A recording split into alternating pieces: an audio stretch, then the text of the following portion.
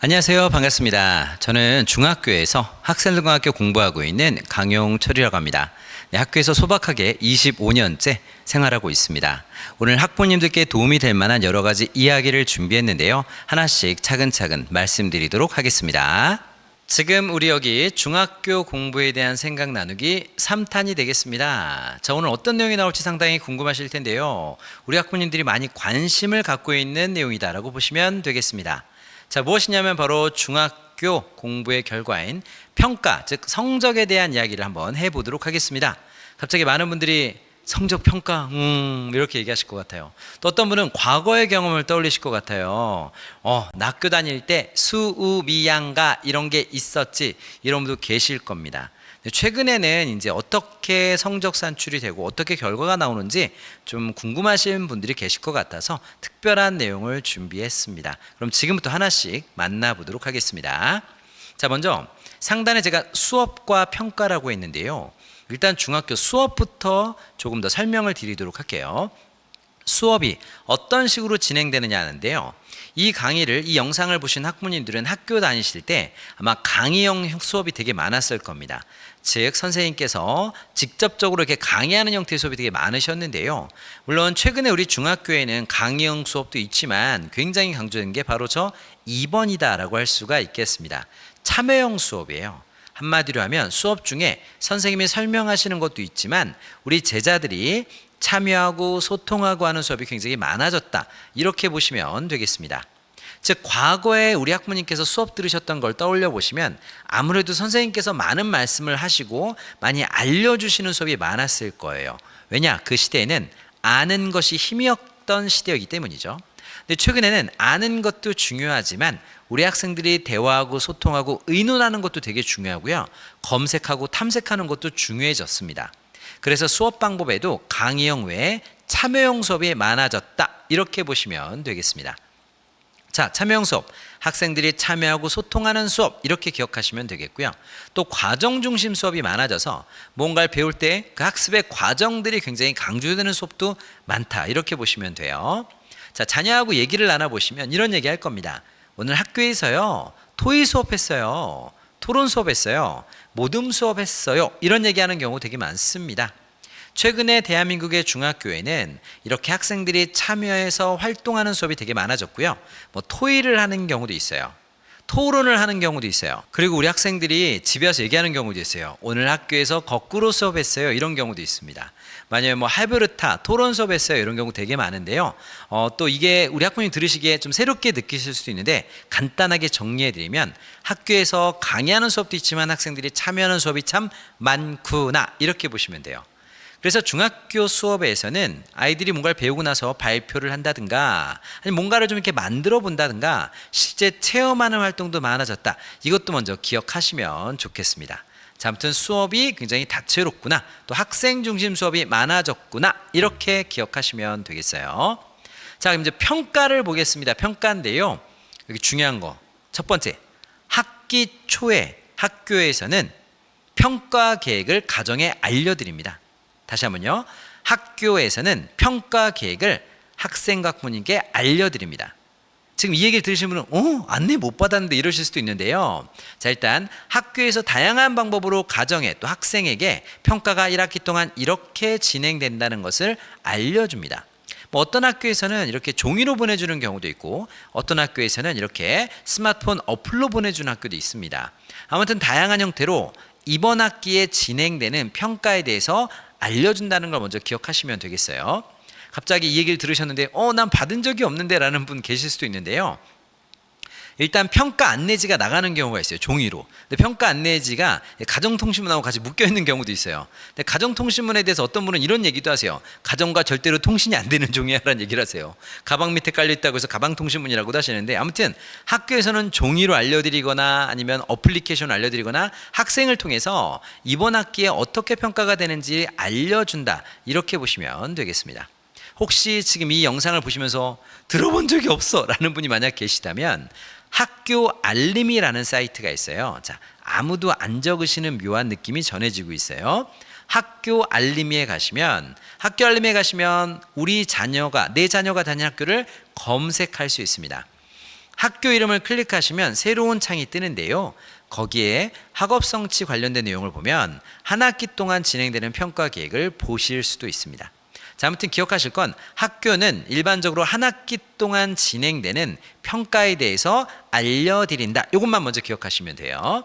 자, 그 다음에 내 아이가 자유학기다 그리고 또는 일반학기다 그 상황에 따라서 성적표가 다르다라는 것을 기억해 주시면 좋겠습니다.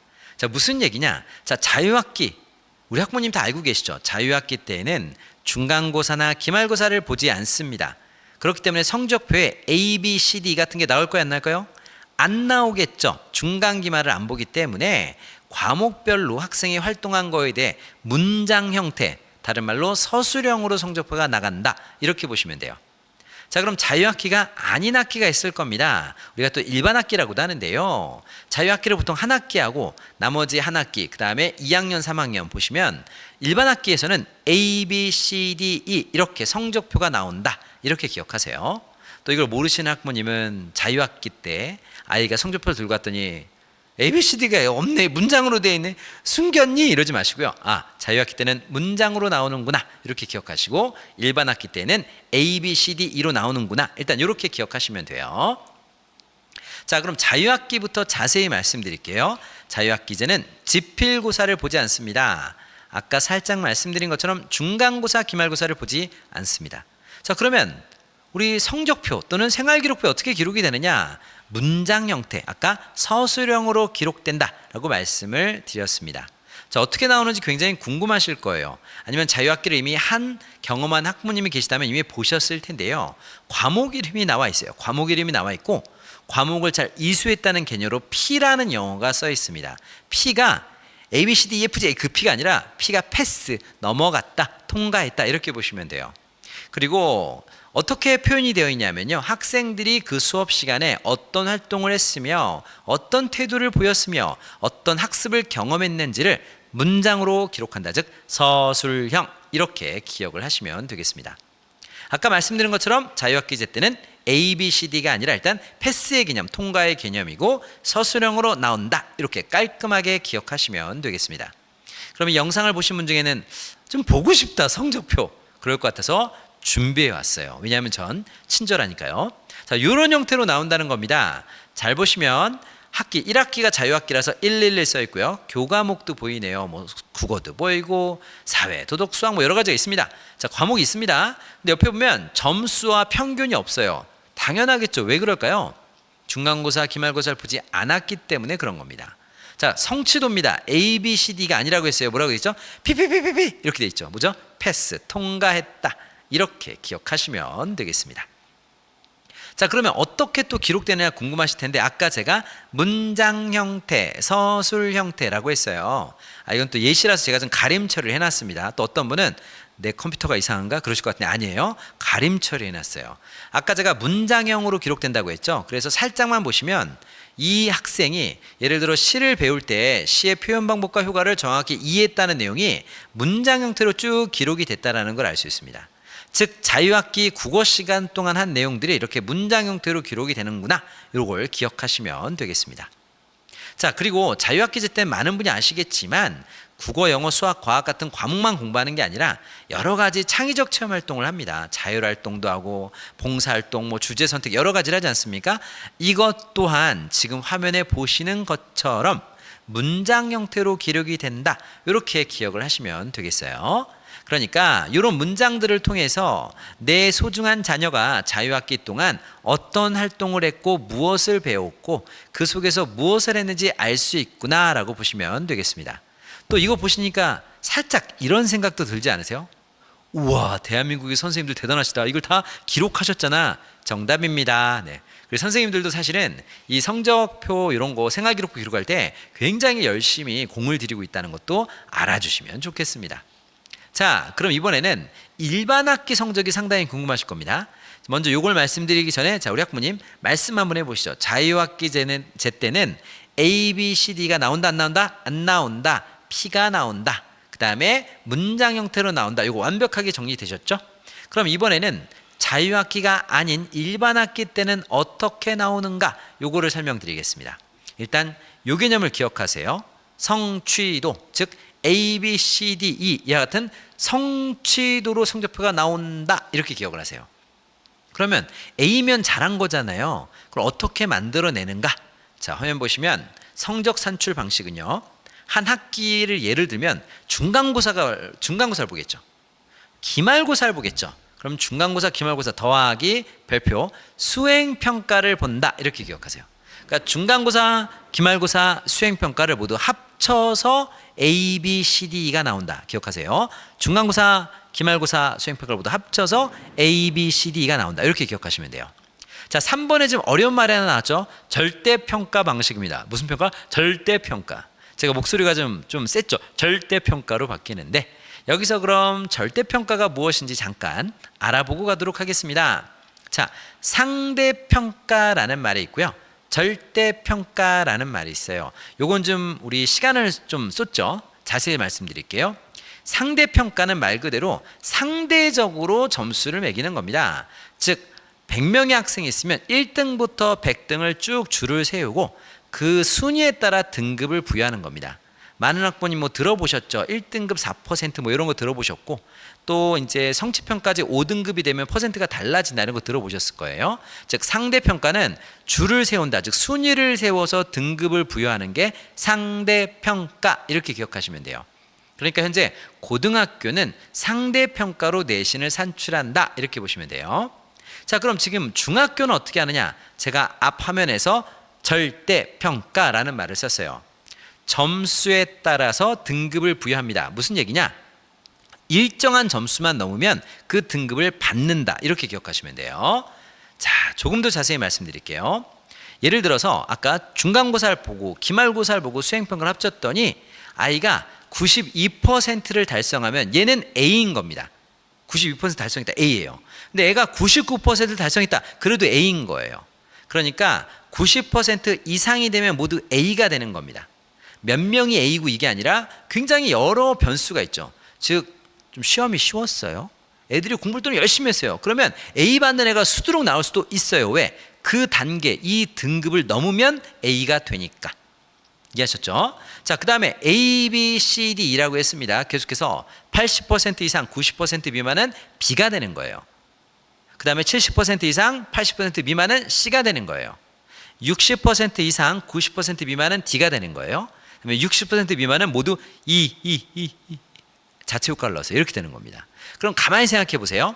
내 아이가 중간고사, 기말고사, 수행을 합쳐서 100%를 달성하면 A죠. 그런데 옆에 있는 친구가 중간고사, 기말고사, 수행평가를 모두 합쳐서 91을 맞아도 A인 겁니다. 90을 맞아도 A인 겁니다. 이해되시죠? 그러니까 사실 부모님 입장에선 100%를 받은 친구와 90% 약간의 차이가 있다고 느끼지만 얘네들은 절대평가이기 때문에 모두 A 이렇게 기억하시면 돼요. 그럼 여기서 제일 아쉬운 친구는 누굴까요? 그렇죠. 89%를 받은 친구 아쉽겠죠. 90% 이상은 A인데 89%니까 B 이렇게 되는 거다라고 보시면 돼요. 아까 잠깐 말씀드렸지만 학생들이 막 공부를 열심히 하거나 아니면 좀 시험에 쉽게 출제됐을 때 A가 좀 여러 명 나올 가능성도 있는 거죠. 왜? 그 단계만 넘으면 되니까 이렇게 보시면 되겠습니다. 어떠신가요? 상대평가, 절대평가의 개념을 잡으셨는데요. 아주 깔끔하게 상대평가는 순위를 먹인다. 순위를 주고 상대적으로 평가하는 고등학교 내신. 중학교 절대평가는 해당 구간, 해당 기준을 넘으면 등급을 받는구나. 절대적 등급을 받는구나. 절대평가다. 이렇게 기억하시면 돼요. 자, 깔끔하죠. 그런데 우리 체육, 음악, 미술교과, 흔히 음미체, 체음미 이렇게도 얘기하는데요. 이 교과들은 기준이 좀 다릅니다. 앞에서 보셨던 국어, 영어, 수학과 같은 과목들은 90% 이상이 A였죠. 그죠? 그런데 체육, 음악, 미술교과는요. 80% 이상 100%는 A고요. 60% 이상 80% 미만은 B고요. 60% 미만은 C입니다. 그러니까 체육, 음악, 미술에서는 D나 E가 있다 없다? 없죠. 60% 미만은 모두 C니까. 이해되시죠? 이렇게 기억하시면 돼요. 또 이제 보셨는데 예를 들어서 수학은 E인데 체육, 음악, 미술이 C네. 그럼 그래도 체육, 음악, 미술은 C구나 라고 생각할 수 있는데 그게 제일 낮은 등급이다. 이렇게 보시면 되겠습니다. 자, 그럼 이제 평가와 성적표 말씀드릴 건데 지금 보여드리는 화면은 돋보기를 들고 좀 꼼꼼하게 보실 필요가 있어요. 아까 제가 성적을 산출할 때 어떻게 한다고 했습니까? 중간고사, 기말고사, 수행평가라고 했죠. 그죠? 중간고사, 기말고사를 합쳐서 우리는 지필평가라고 합니다. 그리고 수행평가를 본다고 했는데, 제가 처음 학부모님들께 인사드린 영상에서 수행평가의 비중이 되게 높다라고 했어요. 굉장히 높습니다. 중학교는 수행평가를 잘해야 진정한 공부의 강자가 된다라고 보시면 돼요. 아주 좀 특이한 예를 들어 볼게요. 여기 한 학생이 중간고사 100점, 기말고사 100점을 맞아도 수행평가를 거의 참여하지 않거나 어떤 문제가 생기면 A가 못 나올 수도 있는 거예요. 이해되시죠? 그만큼 수행평가의 비중이 높다라는 겁니다. 그렇다면 우리 학부모님들 마음속에는 수행평가를 어떻게 해야 잘 보는가 궁금하실 것 같아서 제가 아주 원칙적이고 원론적인 내용을 좀 준비했습니다. 수행평가를 잘 보기 위한 비법을 말씀드릴게요. 물론 지금 보시는 내용도 제가 EBS에서도 강의를 하고 어느 공중파에서 소개를 했더니 막 댓글이 달리더라고요. 뻔한 얘기 모두 알아 뭐 이렇게 쓰시는데요. 그 뻔하고 모두하는 얘기를 실천하지 않아서 수행평가에서 좋은 점수를 받지 못하는 친구들이 있다는 것도 기억해 주시면 좋겠습니다. 자, 그럼 이제 수행평가를 잘 보기 위한 비법인데 당연한 비법이에요. 먼저 수행평가 안내서를 꼼꼼하게 봐야 합니다. 자, 학교에 따라서 안내서를 종이로 주는 경우도 있고요. 선생님이 직접 학생들한테 설명하시는 경우도 있어요. 또 아까 말씀드린 학교 알림이에 가면 수행평가에 대한 기본 설명이 나와 있는데요. 수행평가 안내서를 딱 볼 때 목표부터 보세요.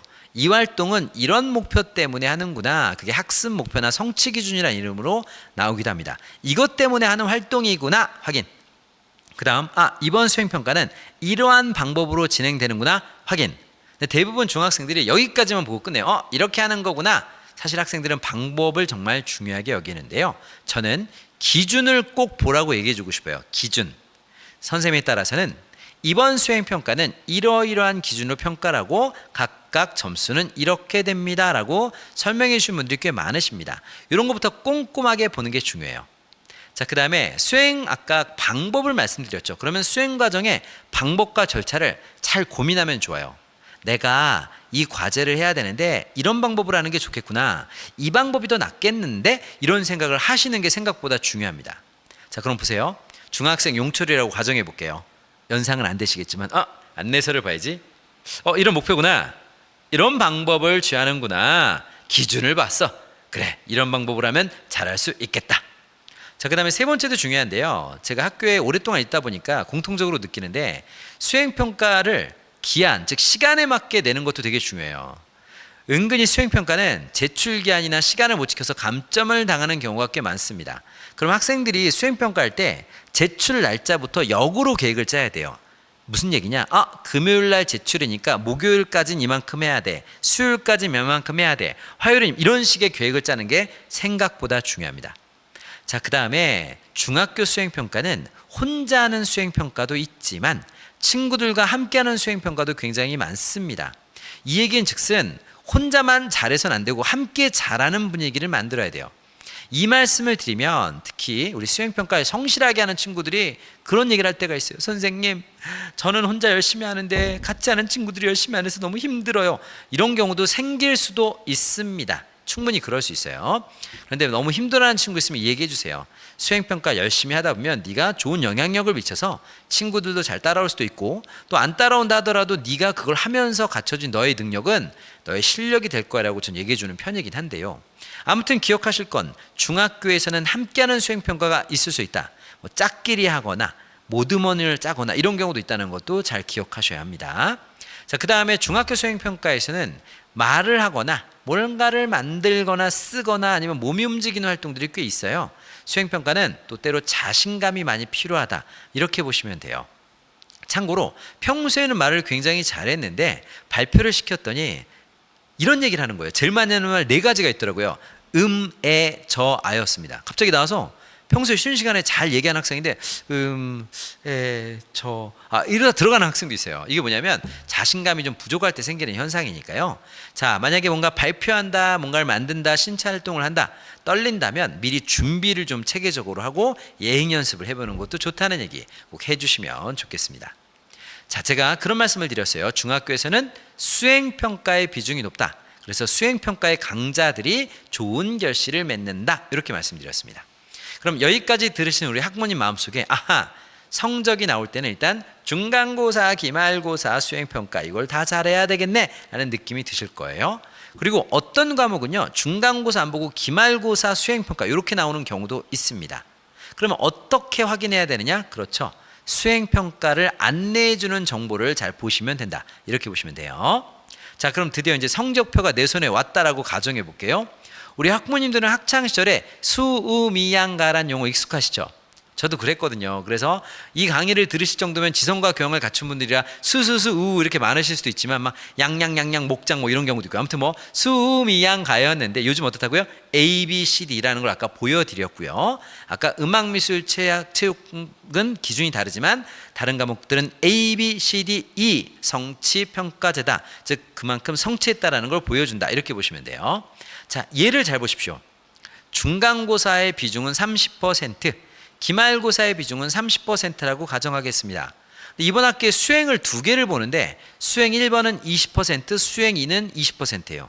합쳐서 100%가 나오는 겁니다. 그래서 아까 A, B, C, D를 받는다는 거예요. 그럼 저 예시를 가만히 보십시오. 중간이 30% 들어가는구나, 기말이 30% 들어가는구나, 수행 2개를 합쳤더니 40%구나. 어떠세요? 수행 비중이 높죠. 그래서 제가 수행평가를 꼼꼼히 챙겨야 된다고 말씀드린 겁니다. 이런 설명을 드리면 질문하시는 학부모님이 있어요. 선생님, 중간고사 국어가 100점인데 제 아이가 100점을 맞았어요. 잘했죠? 그렇죠. 일단 축하드립니다. 이렇게 말씀드려요. 그럼 100점이 그대로 들어가나요? 100점 맞은 것이 30%로 환산돼서 반영된다. 이렇게 보시면 돼요. 기말고사에서 100점 맞았습니다. 일단 축하드릴게요. 그럼 그것도 30%로 환산돼서 들어가는 겁니다. 이렇게 되는 게 중학교 성적 산출이구나. 이렇게 보시면 돼요. 또 많이 질문하시는 게 있어요. 뭐냐면은 생활기록부를 봤더니요, 선생님 B라는 게 있어요. 그거 뭔지 아시죠? A, B, C, D 이 중에 B가 된 겁니다. B의 비율 아까 기억나시죠? 아까 90 이상은 A, 그 다음에 80 이상은 B였잖아요. 그죠? 그런데 가로 열고 211이라는 게 있으면 1학년 학생 211명이 모두 이번에 공부를 했고 그 중에서 B를 받았습니다 라는 뜻이에요. 이렇게 기억하시면 돼요. 그리고 원점수와 과목 평균은 말 그대로 점수고요, 과목의 평균이다. 이렇게 보시면 됩니다.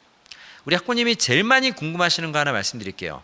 자, 생활기록부엔 등수가 나온다 안 나온다?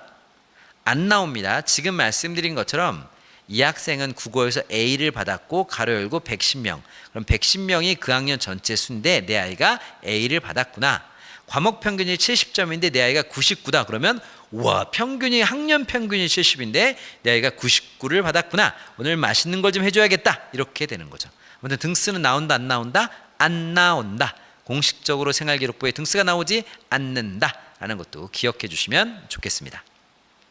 자, 이제 가장 중요한 거 정리하면서 마무리할게요. 자주 하시는 질문, 또 우리 학생들이 자주 하는 질문을 이렇게 정리했습니다. 학부모님이 자주 하시거나 학생이 자주 하는 질문 정리해 봤는데요. 일단 여기 내용 중에서 핵심적인 것만 좀 뽑아서 할게요. 저는 개인적으로 중학교 때는요, 우리 아이들이 이제 빠르게 문제를 푸는 연습을 하는 경우가 있는데 저는 중학교 때는 좀 생각하면서 천천히 제대로 푸는 연습이 중요하다고 생각합니다. 이 얘기를 하면 똑똑한 친구들 또는 고등학교의 선후배나 가족이 있는 친구들은 얘기해요. 선생님, 대학 수능시험은 제한된 시간에 문제를 많이 풀어야 한다고 하는데 글도 빨리 읽고 빨리 풀어야 하는 거 아닙니까? 라고 저한테 질문을 꽤 합니다. 저는 중학교 3년 동안은 조금 더 제대로 깊이 있게 생각하면서 푸는 연습을 많이 해야 될 시기라고 생각합니다. 실제 물론 우리가 대학 수능시험이나 고등학교 모의고사는 제한된 시간에 빠르게 제시문을 읽고 문제를 풀어야 하는 게 맞습니다만 나중에 천천히 읽고 제대로 읽으면서 속도가 조금씩 붙으면 충분히 그런 시험에 맞춰서 실력 발휘할 수 있다고 믿습니다. 이 말씀을 왜 드리냐면 제가 만난 일부 중학생은 무조건 문제를 빠르게, 글을 빠르게 읽는 연습만 하다 보니까 깊이 있게 하는 게 약한 친구들이 있기 때문에 말씀드리는 겁니다. 자, 그 다음 우리 친구들이 오답 노트에 대한 거 되게 질문을 많이 해요. 맞습니다. 오답 노트는 중학교만이 아니라 고등학교에서도 큰 도움이 됩니다. 그런데 그런 말씀 드리고 싶어요. 오답 노트 막 정리를 예쁘게 하고 막 오랫동안 하느라 너무 그 정리에 시간을 쏟는 친구들이 있는데, 저는 때로는 내가 틀린 것을 빠르게 정확하게 파악을 하고, 여기서 빠르게는 공부를 빠르게 하는 게 아니라 어떤 점에서 문제가 있었는지 판단을 좀 빠르게 하라는 겁니다. 그리고 그 내용을 좀 더 체계적으로 공부할 필요가 있다라고 말씀드리고 싶어요. 제가 예를 하나 들려드릴게요. 제 제자 중에서 다른 과목은 정말 잘하는데 유난히 수학 과목에서 틀린 문제가 많은 친구가 있었어요. 근데 이 친구 보면 문제집을 꽤 많이 푸는데도 반복된 실수가 많은 겁니다. 제가 이 친구를 어떻게 했냐면요, 친구하고 상담을 하다가 이렇게 해줬어요. 틀리는 문제가 나오면 오답노트를 쓰라고 했더니 또 그걸 막 베껴 적고 정리하는데 시간을 너무 많이 쏟는 거예요. 그래서 좀 과감해지자라고 얘기했어요. 그래서 틀린 문제가 있으면 모두 가위로 그냥 바로 오리게 했습니다. 그리고 제가 상자를 하나 줬는데 이게 바로 오답 상자였어요. 그 상자에 틀린 문제를 계속 모으게 했습니다. 자, 시간이 갔으니까 상자가 좀 많이 찼겠죠. 드디어 시험 전날 이 상자 꺼내기. 그래서 무작위로 꺼내서 풀게 했습니다. 그랬더니 약점이 강화돼서 그런지 그 다음에 성적이 향상됐어요. 오답 노트는 나에게 맞는 형태로 효율적으로 운영하면 좋다, 이렇게 이야기해주고 싶습니다. 자, 그 다음에 저한테 이런 얘기하는 중학생 제자들이 있어요. 중1 때보다 중2, 3때 좀 많이 나오는데, 선생님 요즘 공부가 잘 안 돼요, 슬럼프에 빠진 것 같아요 라고 얘기하는 친구가 있습니다. 근데 이 얘기 해주세요. 자녀가 좀 공부에 대해 슬럼프에 빠졌다, 힘들어한다 그러면 누구나 공부하다 그럴 수 있다는 점을 먼저 얘기해 주세요. 늘 막 즐겁게 최선을 다해 공부하는 게 아니라 공부하다 보면 힘들고 지치고 어려울 때가 있다, 이 얘기해 주시면 좋고요. 슬럼프에 빠진 친구는 어떻게 해야 되냐면요, 조금씩 작은 성공을 누적하면 돼요. 무슨 얘기냐? 그래, 오늘 내가 수학을 딱 3문제만 풀 거야. 3문제 풀었죠? 그럼 거기 동그라미도 치고 아 잘했어, 이렇게 작은 성공을 누적하게 하시는 게 중요합니다. 이 말씀을 왜 드리냐면, 이렇게 마음이 좀 처진 친구들, 공부에 자신감을 놓친 친구들이 계속 안 돼, 떨어질 거야, 못하겠어 라는 생각을 되게 많이 해요. 이거를 이겨내는 방법은 실천할 수 있는 구체적 방법 하나를 정해서 작은 성공을 계속 누적하면 됩니다. 예를 들어 중학생 용철이가 그래 오늘 단어 10개 외우고 자자. 10개 외웠을 때 그래 잘했어. 이렇게 작은 성공을 누적하면요, 어느 순간 아이의 마음이 조금씩 본인의 본래 마음으로 돌아오는 경우를 꽤 많이 봤다라는 것도 말씀드리고 싶어요. 그 다음에 제가 자기주도 학습 행동 실천할 때 말씀드린 건데, 우리 중학교 때 아이들 좀 발목 잡는 과목들이 생기게 됩니다. 이 과목들을요, 끈기 있게 열심히 공부하는 게 굉장히 중요합니다. 우리 학생들 그런 경우가 있어요. 예를 들어 제가 중3 용철이면 친구들이 이제 겨울쯤 다가오면 고등학교 공부를 하려고 해요. 중3 용철의 실력을 가만히 되돌아보면 중1 때 수학, 중2 때 수학이 흔들려서 중3 수학도 자신감이 없어진 경우도 있어요. 그럼 이 친구는 지금 고등학교를 해야 될까요? 고등학교 수학을 해야 될까요? 아니죠. 부끄러워할 필요가 없습니다. 1학년, 2학년 요거부터 다시 한번 정리하는 게 훨씬 더 긴 호흡으로 보면 좋은 공부다라는 말씀을 드리고 싶습니다. 자, 이렇게 해서 중학교에서 하는 공부의 형태, 그다음에 성적 산출, 그리고 중학생 제자들이 제일 많이 하는 질문 몇 개를 추려서 말씀을 드려 보았습니다. 어떠신가요? 도움이 되셨는지 상당히 궁금한데요. 일단 정리를 해보면 공부의 주인은 내 자녀입니다. 내 아이가 공부할 수 있도록 부모님은 지지와 응원, 격려를 해주시는 게 굉장히 중요합니다. 그리고 다시 한번 강조해 드리지만 수많은 교육 정보, 수많은 강의를 들으실 수 있는데요, 학생이 100명이 있으면 100개의 공부법이 있다는 얘기를 기억해 주세요. 즉 내 아이와 내가 함께 손을 잡고 아이한테 맞는 좋은 공부 방법을 찾아갈 수 있도록 도와주신다면 그것만으로도 훌륭한 공부 과정을 경험했다라고 할 수가 있습니다. 교사들이 좀 마지막으로란 말을 많이 쓰죠. 마지막으로 우리 제자들한테 그 얘기해 주세요. 공부는 복권이 아니다. 공부는 저축이다. 공부는 한 번에 빵 크게 돌려주는 게 아니라 저축 끊임없이 쌓아가면 나중에 크게 돌려주는 게 공부다. 공부는 100m 달리기가 아니다. 그냥 전력질주하고 끝나는 게 아니라 긴 호흡으로 가는 마라톤이다. 이 얘기도 함께 해주시면 좋겠습니다. 우리 학부모님 간에 늘 건강과 행복을 기원하고요, 우리 자녀들의 건강한 반올림과 성장을 응원합니다. 감사합니다.